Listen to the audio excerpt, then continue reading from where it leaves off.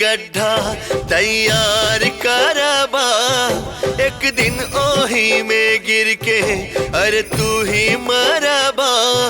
दोसरा खातिर जे गड्ढा तैयार करबा, एक दिन ओही में गिर के अरे तू ही मरबा। जैसन करनी वैसन भरनी, कुल तोहर कपारे पपड़ जाई। जैसन करब कुलाग उतर जाई, करनी करतब कुल आगे उतर जाए।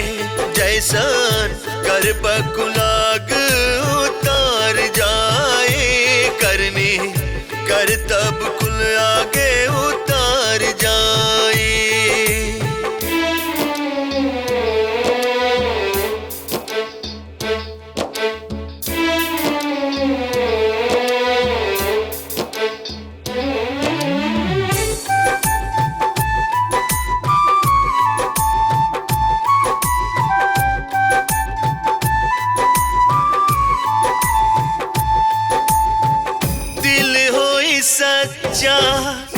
ये लीजिए, यहाँ साइन कर दीजिए। कबहू रुकी ना कोनो काम हो, संकट में आवेले काम भगवान जी, मिलेला खुशियाँ तमाम हो।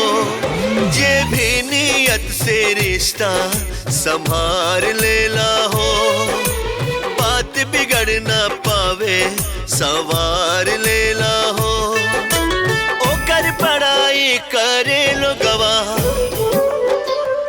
छोली खुशियाली से भर जाए। जैसन करब कुला के उतर जाए, करनी करतब कुल आगे उतर जाए।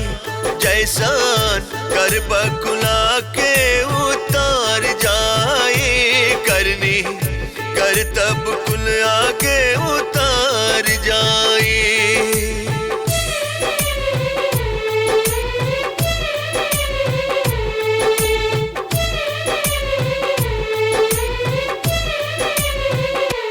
हाँ, केहू के दुखवा मिटावेला जे भी, बनीले सहाय गोसैया हो।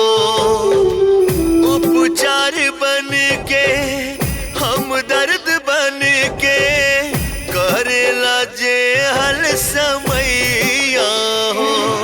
तोहरा मेहनत के फलता जरूर मिली हो, फूल बोवला पर बगिया में फूल खिली हो। अपना बढ़हन के जे सेवा दिल से कर त जिंदगी हो तार जाए। जैसन करब कुला के उतर जाए, करनी करतब कुल आगे उतर जाए। जैसन करब कुला के उतर जाए, करनी करतब कुल आगे